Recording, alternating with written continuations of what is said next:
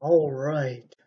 In this video, I want to talk about the Feast of Tabernacles and how this actually shows a rapture. I know, I know, I'm doing it. I'm doing some hypocrisy right here. I talk about all the people saying, hey, if it's not this feast, it's the next feast, right? If the rapture's not this feast, it's definitely the next one, right? But I heard somebody out. I saw a TikTok was sent to me from a video taken from YouTube user Cool Cat, and that's cool with a K. Cat is with a C. 7729. I haven't checked out his channel, but I'm just giving you the channel name in case you want to check it out or you already know who this guy is. But I haven't heard of his channel. Somebody shared a TikTok. My wife actually shared the TikTok with me from this guy, and he's talking about this feast right here. And at first I was like, okay, yep, if it wasn't trumpets, then of course the next feast, right? And I was thinking about it as the guy was talking. I was like, okay, so let's say we're raptured at Tabernacles. Well, then the return of Jesus would line up pretty well with atonement, because atonement would be right before Tabernacles. So it would be right there at 7 years, right? And if we were actually taken at trumpets, it would be 7 years and some days before we got to atonement, right? But we're told in the scriptures that God shortens those days, because if he didn't shorten them, there wouldn't be any flesh left on the earth, right? So it actually makes a bit of sense that the rapture would be at Tabernacles, which would be at about the 15th of the 7th month, which we're approaching here. And then he returns 7 years later on the 10th day of the 7th month, which would be 5 days sooner than 7 years. So that could be the shortening of days. Not saying it is. Just when this guy was talking, things were popping up in my head, and I was trying to put all these things together. And now I want to share it all with you and be a hypocrite and talk about how the Feast of Tabernacles actually does look like a rapture. And I'm showing you the depiction of the first tabernacle here, which would be the Jewish temple. This is what it was before it was actually settled down in Jerusalem or outside Jerusalem in Bethlehem, depending on who you ask and what you look into.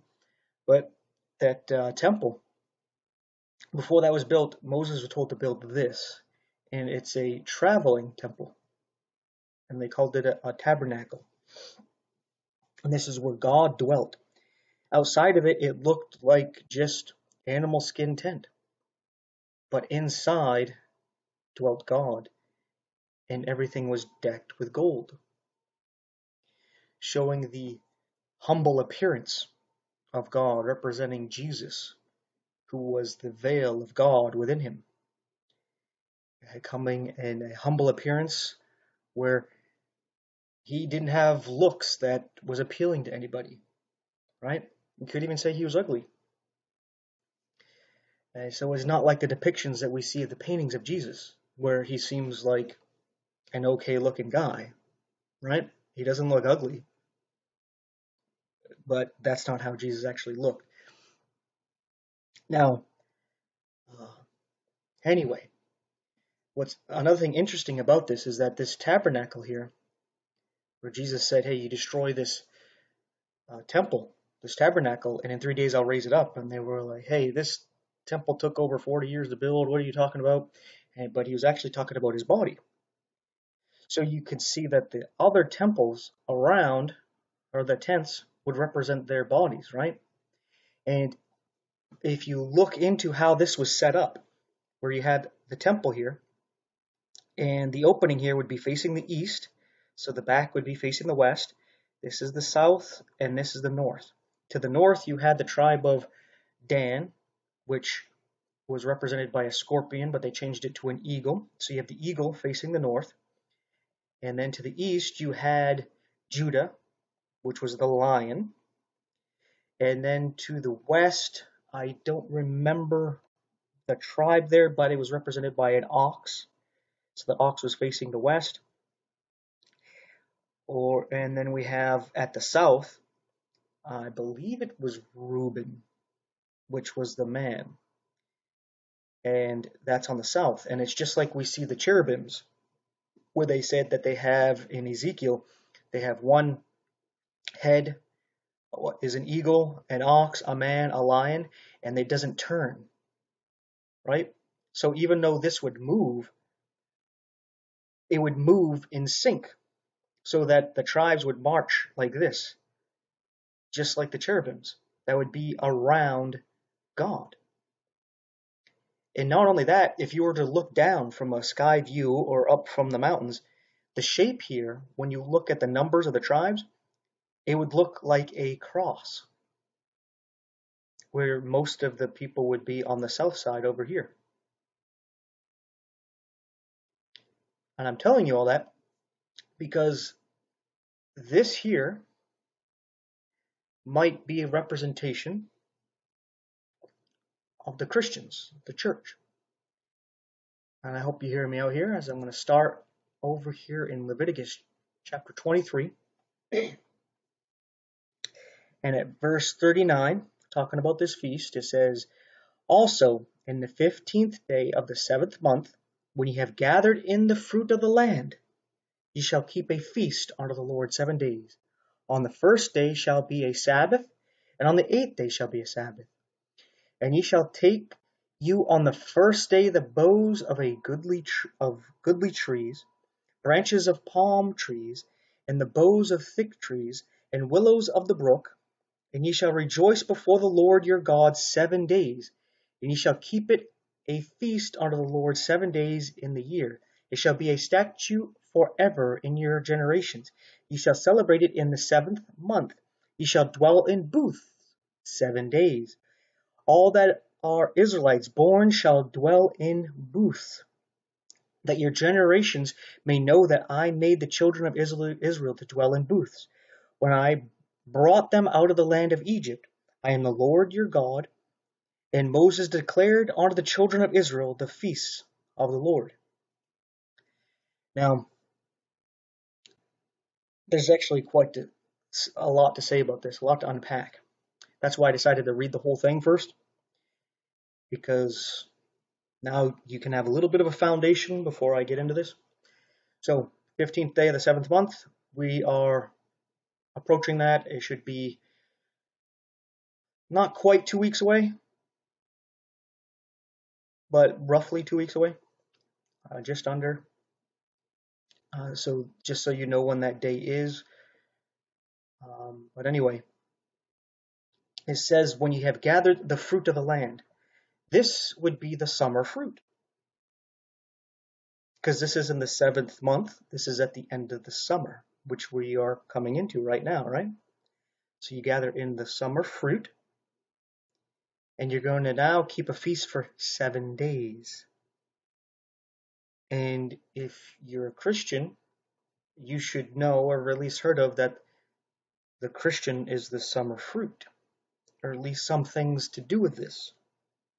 So hopefully you got a little bit of a foundation for some of the things I'm going to talk about in some of these other scriptures that I'll bring up momentarily. And it says, "On the first day shall be a Sabbath, on the 8th day shall be a Sabbath.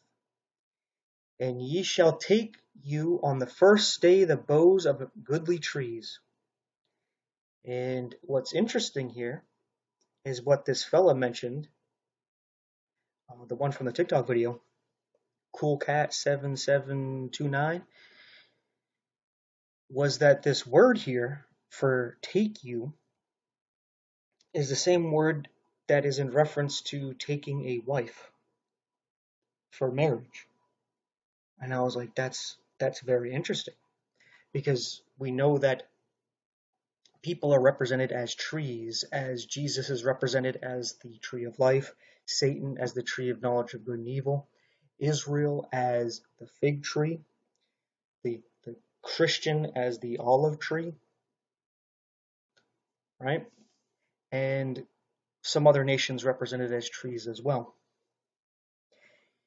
And then it talks about bringing in the goodly trees, the boughs of them anyway, and the branches of palms and all these different types of trees, right? It's almost like you're gathering from the Gentile nations, right?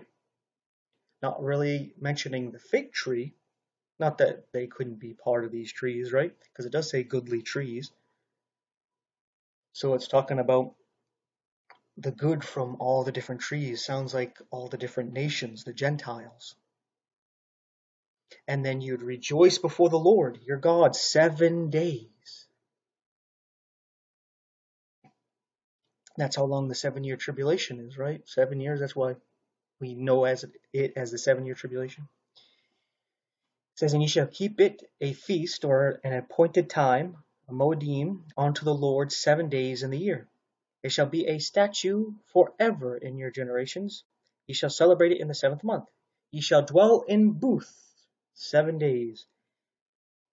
Now this is interesting, because the booths would represent your own personal tabernacle, your own little home, like we saw in the picture with the tents. And we know that the tabernacle in the middle there represented Jesus' body. So all the other tents around him would represent the people's bodies, right? And they're made like onto the body of the temple, right? You could say that the tents you saw there were their physical bodies, but the booths that we're going to be dwelling in when we're raptured are going to be made like onto his glorious body, because we're going to be made the temple of God. So we're going to be similar to the actual temple. Very interesting stuff. I mean, there's a lot to unpack about that, such as, will the Jews be coming to us, not to worship us, but to come to God, because we would be like the temple during the millennium? Not sure. But let's continue on here. And then it goes on to talk about all that are Israelites born shall dwell in booths. And I could see a reference here, because there is a physical Israel from the kingdom of heaven that you can physically see, the nation of Israel with the capital of Jerusalem, where Jesus will come and be king and reign from there. But there's a spiritual Israel, as Paul tells us in Romans chapter 2, at the end of the chapter, around verses 28 and 29, I think, where he talks about not everyone who is a Jew is a Jew, not everyone who's circumcised is a Jew, but those who are spiritually circumcised, have a circumcision of the heart, which would be us, as he talks about in Colossians chapter 2 about our spiritual circumcision, a circumcision made without hands by Jesus Christ. And it's basically the freeing of your soul from the flesh, so that you can be born again into a new body, a new booth, new tabernacle, right? So you can see here, those born again shall dwell in booths. And notice this next verse here says that your generations may know that I made the children of Israel to dwell in booths when I brought them out of the land of Egypt. So you see a rapture reference here as well. They were taken out of Egypt. Egypt represents the world as a whole. We, as Christians, will be taken out of Egypt, and we will dwell in booths, in our new tabernacles, our new bodies. Right? And there's something else I want to bring up about this, because he also talks about the feast right here of Tabernacles. In verse 33 through 36 here, it says, and the Lord spake unto Moses, saying, speak unto the children of Israel, saying, the 15th day of this 7th month shall be a feast of tabernacles for 7 days unto the Lord. On the first day shall be an holy convocation, as it says here, a Sabbath, and ye shall do no servile work therein. 7 days ye shall offer an offering made by fire unto the Lord. On the 8th day shall be an holy convocation unto you, and ye shall offer an offering made by fire unto the Lord. It is a solemn assembly, and ye shall do no servile work therein. Now, this is interesting, because during this 7-year period, if it is the rapture, and this is a depiction of the 7-year tribulation, it actually lines up pretty well. Because what would be going on earth here would not line up with the Feast of Trumpets, but it would line up with this in the sense that Israel would have to end up fleeing their nation and fleeing into the wilderness, where they would dwell in what? Booths for 7 years. They wouldn't be able to get normal jobs because you would have to take the mark of the beast to do so. So you would have to do no servile work, right? You would have to just trust in God, dwelling in these booths for 7 years, representing this Feast of Tabernacles, right? And you notice how they have to make an offering each day. Well, ultimately, they're going to be the offering.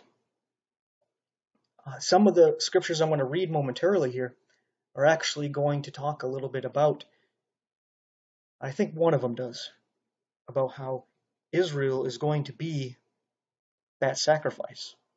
Because during this time, the people are going to be feeding on the flesh and blood of God's people. Because there's famine. And they're going to be anti-Semitic. It's going to start off kind of friendly to the Jews. And the Jews are going to seem to be elevated even as the head of the nations, the new superpower. But that is going to change. And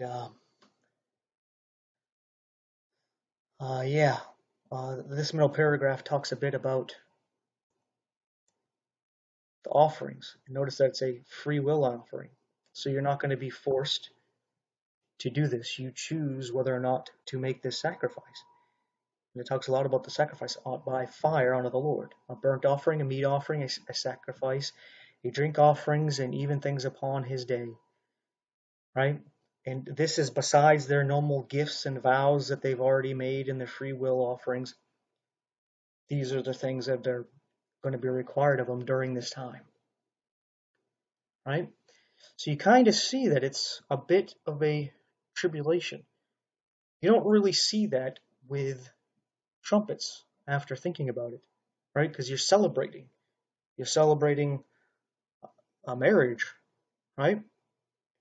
So maybe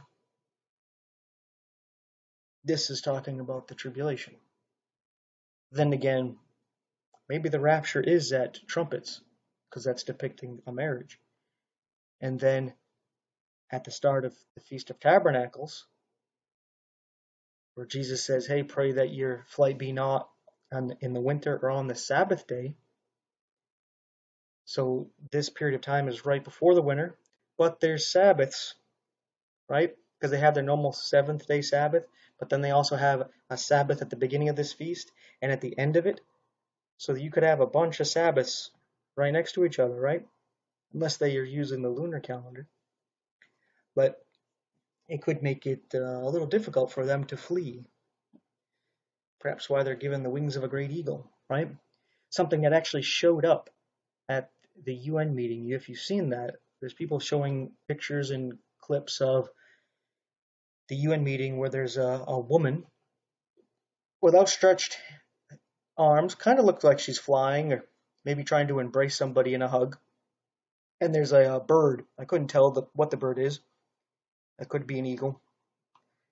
Was behind her and above her. And you could say that that bird was coming to get her or was carrying her. And people were looking at, hey, yeah, the woman was given the wings of a great eagle to flee. So right when they say peace and safety, sudden destruction comes upon them, that could be what that's referencing. It can also be referencing the rapture. The woman can represent the church being taken up. Because where the body is, that's where the eagles gather. And where the eagles gather is where they're going to be when one's taken, one's left, right? But anyway, let's get into some of these scriptures here, because when I was listening to this video, stuff started coming up into my head, and I had to do this video. So here's Jeremiah chapter 40, and at verse 10 here it says, "As for me, behold, I will dwell at Mizpah to serve the Chaldeans," which is the Babylonians, "which will come unto us. But ye gather ye wine and summer fruits and oil." Keep in mind that the wine would happen at the end of the summer, the oil as well, "and put them in your vessels, and dwell in your cities that ye have taken." Now, what sticks out is obviously the summer fruits, because when you gather the fruits, that's when you would keep the Feast of Tabernacles, right? And you notice it says, gather the fruits, and all these things would be fruits from the harvest, the summer harvest, right? Because the wine comes from the grapes from the summer harvest, the oil comes from the olives from the summer harvest, right at the end here, like the August time, where we're coming into September here. And it says, put them in your vessels. And Paul talks about how our bodies are a tabernacle, but not only that, he calls them vessels or earthen vessels. And that's exactly where these fruits would be put into, earthen vessels, such as made of clay, kind of like we are made of clay, of the earth, right? So I saw a bit here about, okay, we get the Babylonians going after Israel here, and then a gathering of summer fruits. Just decided to mention summer fruits. You can look up, word search, summer fruit, and summer fruits are not really mentioned quite often in the scriptures. I think there's a total of 7, 8 times, if I'm remembering correctly. So when it does pop up, it's good to pay attention to see what's going on there, right? So we notice again Babylon, which is something we read about in Revelation, and also a talk about of the remnant of Judah here, and again summer fruits being gathered and put in vessels at the same time. These summer fruits may be a hidden depiction in the Old Testament of the church, right? And we see again connection, fruits being gathered in vessels, and this feast here, when you gather the fruits of the land, the 7th month would be summer fruits, so it would be having to do with wine and the oil from the grapes and the olives, right? And then they're going to be dwelling in booths or vessels, right? In Micah chapter 7, this one's kind of interesting here. I suppose I could read more than these 2 verses, but I think this is enough to get the point across, right? It says here, "Woe is me, for I am as when they have gathered the summer fruits." So it's a woe when they're gathering the summer fruits. Why is that? Well, probably because when the rapture happens, tribulation starts. "As the grape gleanings of the vintage, there is no cluster to eat. My soul desired the first ripe fruit." It sounds like famine. There's a famine in the land, and it's not just of food, it's going to be of the Word of God, because the Christians are going to be gone. So there's nobody actually giving it anymore. And I imagine they're going to be doing some things with the internet, so you won't be able to use online Bibles, maybe not even able to get to these videos.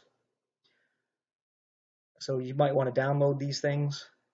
Any video from anybody you think's worth keeping, so that the people left behind might find it on your laptop or hard drive or what have you. But anyway, goes on to say, "The good man is perished out of the earth, and there is none upright among men. They all lie in wait for blood. They hunt every man his brother with a net."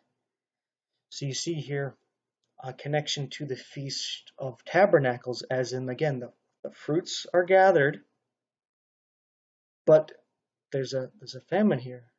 So there has to be sacrifice. The good man is perished out of the earth. Again, sounds like a rapture. There's none upright. The Christian is righteous, not because of ourselves, but because we're covered in God's righteousness. So as long as there's a Christian here, this couldn't happen. Right? It's kind of like Lot. He's not righteous because he's righteous, but because he's covered. And when he's taken out of Sodom, whoa, judgment, right? And you notice here the sacrifice, they're looking for blood. They're hunting down their brother with a net. When you study this out, you'll read in different places about the Jews being eaten.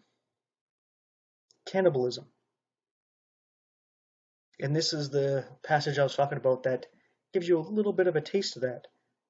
They're waiting for blood. They're catching them with a net. It's not just blood because they want to kill them. You study this, you'll see. They eat up my people. They eat up Israel. They eat the flesh off their bones. You may think it's something metaphoric, but when you look at it and see the references to it and realize that there's going to be a famine along with anti-Semitism, you realize what they resort to doing. Just may take you a little bit to put the pieces together and all the dominoes to fall into place for you to see it there. But with that being said, let's move on to this scripture here in Isaiah 26, verse 19 and verse 20 here. It says, "Thy dead men shall live, together with my dead body shall they arise. Awake and sing, ye that dwell in dust, for the dew is as the dew of herbs, and the earth shall cast out the dead." This is a reference to the fruit harvest, and I'll explain, as this next verse is about dwelling in the booths. "Come, my people, enter thou into thy chambers, and shut thy doors about thee. Hide thyself, as it were, for a little moment, until the indignation be over." And then, of course, we can read the next verse here. Ties into it. "For behold, the Lord cometh out of his place to punish the inhabitants of the earth for their iniquity. The earth also shall disclose her blood, and shall no more cover her slain." So we see again a reference here with the dead rising together with Jesus' dead body. That's the fruits, right? He is the first fruits. He was taken up at the beginning of the summer. At Shavuot was where he went up. Then at the end of the summer, at this feast here, you have the rest of the fruits being gathered in. And this, again, a nice connection to Jesus in a tabernacle. We're all in tabernacles, taken up and given a tabernacle like unto his glorious tabernacle. And of course, I'm saying tabernacle in reference to our physical bodies. So you can see, again, a connection here. That there seems to be something here with the fruits, summer fruits, and being into tabernacles, booths, or chambers, right? And then the Lord's going to be punishing the world, the earth. This is the time of Jacob's trouble, the great tribulation. And then we have 2 Samuel 16. This one I thought was a little interesting. I'm going to start at verse 1. It says, "And when David was a little past the top of the hill, behold, Ziba, the servant of Mephibosheth, met him, with a couple of asses saddled, and upon them 200 loaves of bread, and 100 bunches of raisins, and 100 of summer fruits, and a bottle of wine. And the king said unto Ziba, What meanest thou by these? And Ziba said, the asses be for the king's household to ride on, and the bread and the summer fruit for the young men to eat, and the wine that such as be faint in the wilderness may drink. And the king said, And where is thy master's son? And Ziba said unto the king, Behold, he abideth at Jerusalem, for he said, Today shall the house of Israel restore me the kingdom of my father. Now you may be wondering, how does this tie into all of this? You may have read where it said summer fruits. But check out what's going on. David is on top of the hill, right? You could say to the sides of the north, the third heaven, and he has his servant, kind of like Abraham's servant that went to get the bride for Isaac. And he comes with what? All kinds of summer fruit. Interesting, right? But not just that. He brings them asses to ride on. So just like Jesus, he rode in Jerusalem on an ass, not a horse. Possibly we're going to be doing the same thing there. Thought that was kind of funny and interesting, but not a big deal to what is actually being said here. Just wanted to point that out in case you want to think about that and imagine an army of people riding on donkeys.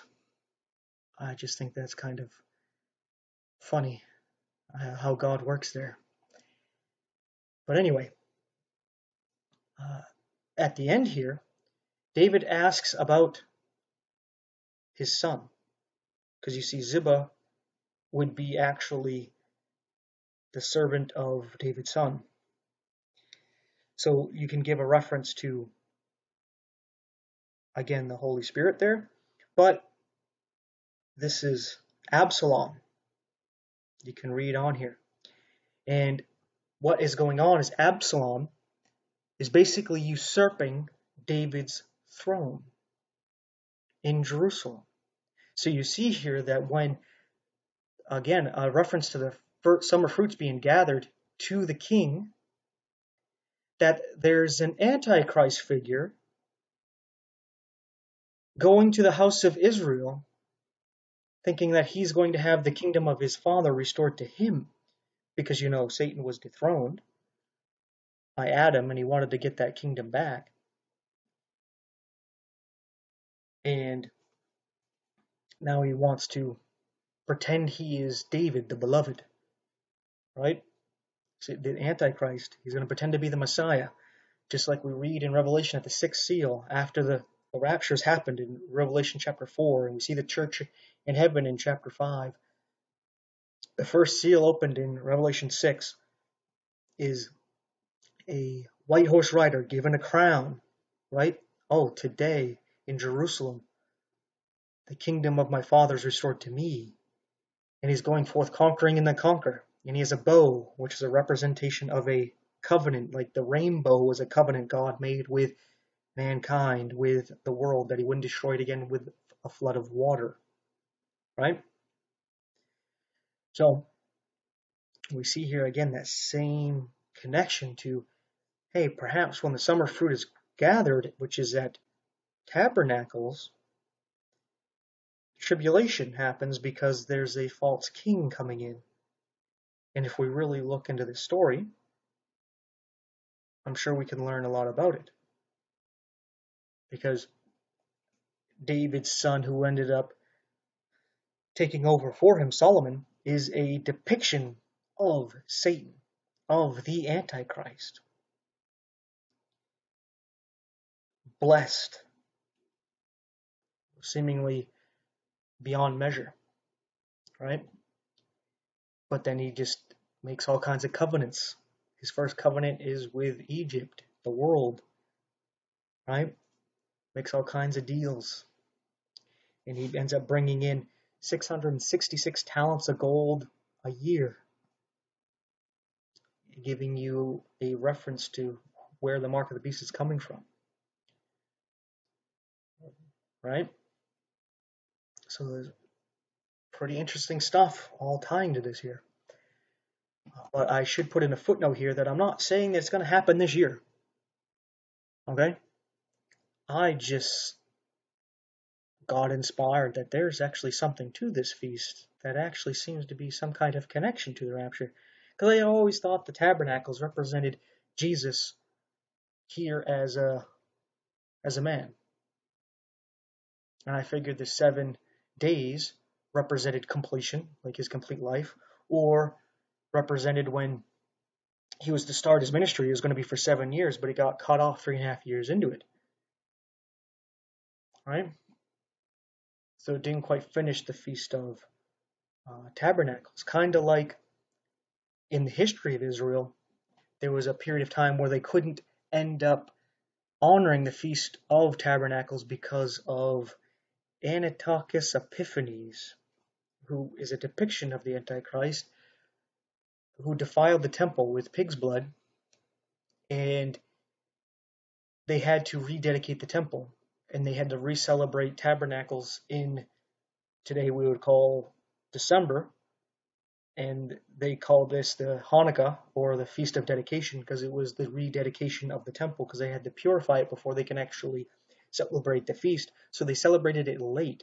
So we can see again there's a connection with the Antichrist doing something during the Feast of Tabernacles to defile the temple. So that seems to be more of a reference to the time of tribulation, which I wish I put more thought into before, because I kind of just dismissed it as, yeah, this is just, again, a representation with the 7, because Jesus is going to reign on the earth on the 7th day, the 7th 1,000-year period, the millennial reign. There's been 6,000 years of history, and then the last 1,000 years, Jesus is going to reign in Jerusalem, and there'll be peace on the earth, where the wolf will lie with the sheep, and the lions will eat grass. You won't have to worry about poisonous vipers around your children because they won't harm them. It's going to be a wonderful time. Yeah, so I always figured that's what it would have to do with, but I should have put more thought into it. But good thing there's seeds planted, because I still pay attention and listen and getting into the Word. So somebody like that cool cat says something, and it applies water to the seed, and it just starts germinating, right? And then you can just go with it. That's why you got to be talking to God all the time. You got to be getting into the Word, because even if you're not grasping it and you even dismiss it, you're planting seeds that can later take root. And all of a sudden, you understand it very clearly, where before it was just like, okay, I don't really know what to make of this, right? You get to see that it's all about God and His work. It's about His mercy and His grace. It's not about you and how much effort you're putting into it. Because you can plant all the seeds in the world. You can plant more seeds than anybody else, but you can't make them germinate and grow, right? You could plant 1 billion seeds in your backyard and nothing would grow, and your neighbor could plant one and it grows into a mighty tree that's very fruitful, right? So it's not about all the labor you put into it, but at the same time, you got to have at least a seed there, right? That God can use. So of course, the more the better, and again, it's about what God does with that. But anyway, getting back on the subject, I got one more passage here I wanted to look at. Amos chapter 8, verses 1 through 3 here says, Thus hath the Lord God showed unto me, and behold, a basket of summer fruit. And he said, Amos, what seest thou? And I said, A basket of summer fruit. Then said the Lord unto me, The end is come upon my people Israel. You see, it's not come upon the church. It's come upon Israel. I will not again pass by them anymore. So you see, for the last 2,000 years, but he's been passing by them during this time of grace where he's been dealing with the Gentiles, with the Christian church. which can be made up of Jews. But continuing, it says, and the songs of the temple shall be howlings in that day, showing that there's going to be a third temple, saith the Lord God. There shall be many dead bodies in every place. They shall cast them forth with silence. And, excuse me, you can read more about this going on here. But I just wanted to focus on that main part right here where it mentions the summer fruit and then the end upon Israel. And it sounds like a pretty horrible time for them. So it's basically saying, hey, when you see the summer fruit, right, they're in a basket, so they're gathered together. They're in a vessel, a booth. Uh-oh, time for Israel. Right? So we see that seems to be a consistent retelling over and over as we go through the scriptures here. And as we're told by Moses and Jesus and Paul, which is great because we have 2 or 3 witnesses saying that we need 2 or 3 witnesses to establish a matter, to establish a word, to establish a fact. And I gave you a few. Gave you something from Leviticus, from Moses, gave you something from Jeremiah, Micah, Isaiah, Samuel, and Amos. So, we got some different witnesses seem to be telling us the same thing. They tell it a little bit differently, just like I could use different metaphors to tell you the same thing. But it is what it is, right? So tell me what you think. Does this seem to make sense? Or do you think it makes better sense depicting something else? I'm all ears. There's a lot of times where I'm a hypocrite like that. There was somebody commented on one of my videos saying, I wish people would stop talking about the rapture. And, it's going to happen when it happens, but, we should press forward. And I was like, you know what? You're right. I mean, I kind of think the same thing, but I keep getting caught in it. And here I am again. I'm getting caught up in this. I'm hoping and excited about it. I'm a bit worried for lost family and friends. And I'm also open to the idea that I just want it to be true. That in 1988, they figured, hey, 40 years is a generation from when Israel became a nation. And we're thinking, what right now? 80 years, 70, 80 years, a generation. Then we fly away, right? Makes a whole lot of sense. But then you can also find some passages about a generation being 120 years and God not striving with man for longer than 120 years. And God's very patient. God's patient, and he's willing to give you all the time he can to try to reach you. So it could be another 40 years. But it doesn't seem like it, right? I can't make an argument that it is. I'm just throwing it out there that I'm just like everybody else. I want this to be true. I get excited about it. But that doesn't mean it is true, even though a lot of things are lining up. People thought this. Even with Harold Camping, people thought this 1988. Before that, you had like a Millerite movement in the 1800s, where they were very convinced. I mean, they even used their time calculations to predict the exact day that the Ottoman Empire would fall. So they really had a lot of things going, thinking, hey, we're right about what's going on. But it didn't happen. So we got to understand that though we may think, hey, it's going to happen right now, and I'm convinced that it's happening within the next 10 years. I don't even think it's going to be 10 years. But I can be just like all these other people caught up thinking it all lines up, thinking it all makes sense. And I'm believing it because I want to believe it. And there's information that we just don't realize yet, right? We're seeing things a little bit clearer than they did. But then who knows, in 5-10 years, they're seeing it clearer than we are right now, right? And if it goes past 80 years, so let's say 15 years from now, just to make sure we're past 80-year mark, they may start to see, oh, these were the mistakes we made and how we were seeing it wrong, right? So you need to be open to that and be okay with being wrong, right?